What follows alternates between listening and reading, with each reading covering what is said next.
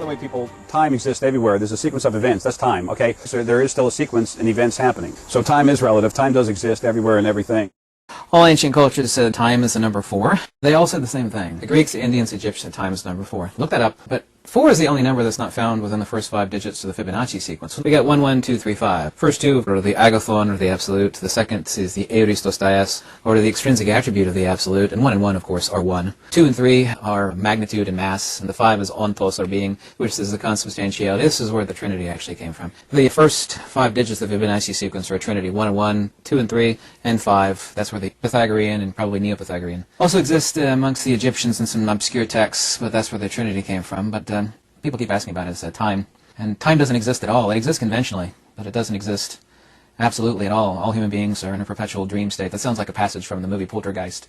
Sounds reminiscent to that, but I mean, this is true. Dreams don't exist at all, but when we're in dreams, they seem incredibly real. But for waking beings,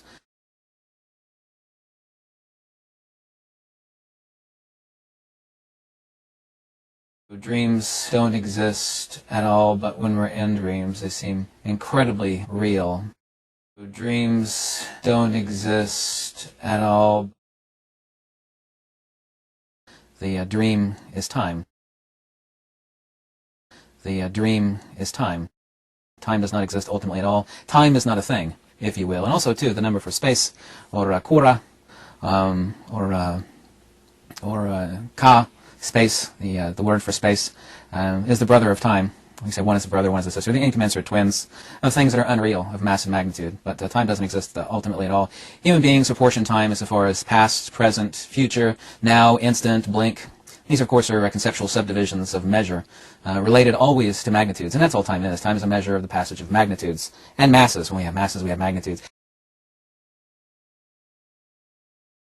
There's a reason why human beings are also too puzzled by black holes, or what we call black holes. They're not actually black, and they're not holes at all. What they are is supermasses that have no magnitudes. But we have no parallel for that here on Earth. Human beings don't understand what a supermass with no magnitude is. But that's where dielectricity overthrows magnetism's ability to keep anything within the visible universe. As a little aside reference, we have no parallel to compare it to, but if you understand field theory very clearly, and lucidly understanding what the phenomenon of a black hole is extremely simple.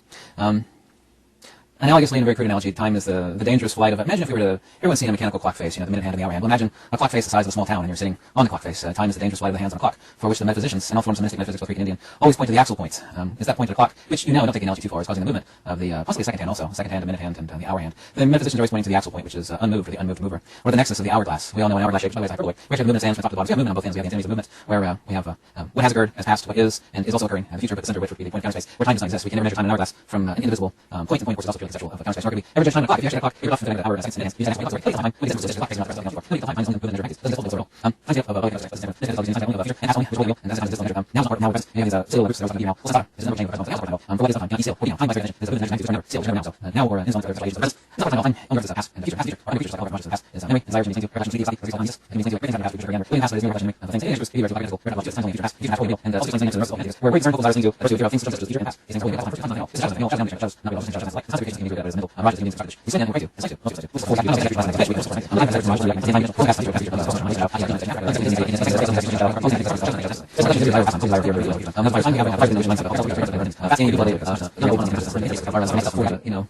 take their socks off and wade out into a fast-moving stream could ever stick their feet in the same waters twice.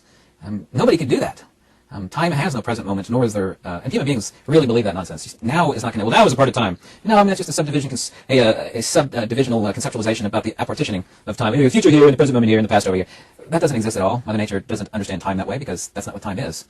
Of course, Mother Nature doesn't exist as a real entity, but to carry the concept out, that would be completely foreign to Mother Nature, because that's not what time is. It doesn't have subsects. Well, this is future time, it's past time, and it's current time.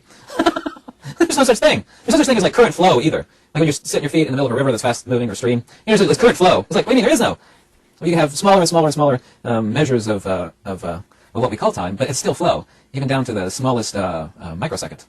It's still flow. It's like if you're able to cut water, cut a drop in half and cut it in half again and again, cut it in half 1,000 times until you came down to water. It's still water. It came down to a molecule of water. Flow is still flow, no matter how small the time is. There's no such thing as current time or present moment time or now, present moment. A lot of Zen people, they made like a religion out of the present moment, which is ridiculous. Because the present moment is no different than saying samsara. That's like saying a small slice of hell. To say like exist in the present moment, which doesn't exist because time is just a measure, and that time is only a measure of masses and magnitudes, which define the bubble of suffering which human beings burn within.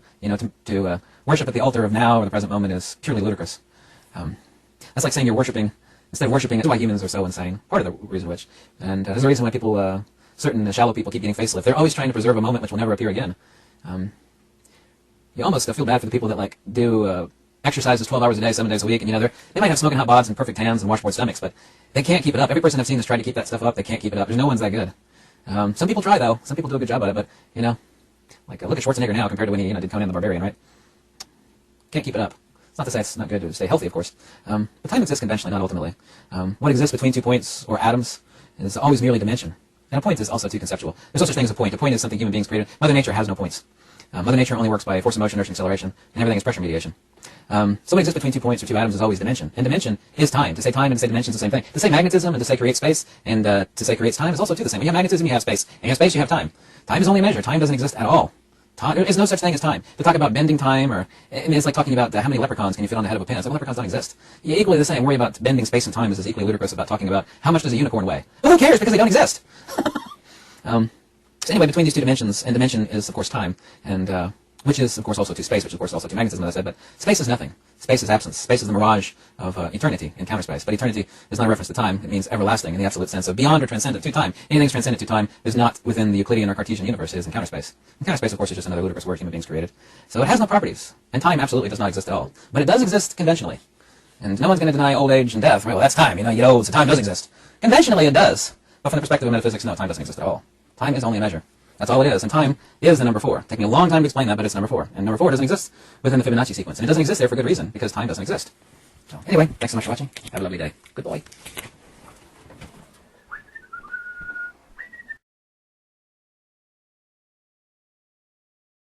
Terms that people like to throw around. When you scratch just a little bit and ask the obvious question, then it turns out that nobody knows jack shit about it. That's correct, Judith. You got it. When you scratch just a little bit and ask the obvious question, then it turns out that nobody knows jack shit about it. That's correct, Judith. You got it. When you scratch just a little bit and ask the obvious question, then it turns out that nobody knows jack shit about it. That's correct, Judith. You got it. You're spot on, baby. That's why I love you. No, that's true. And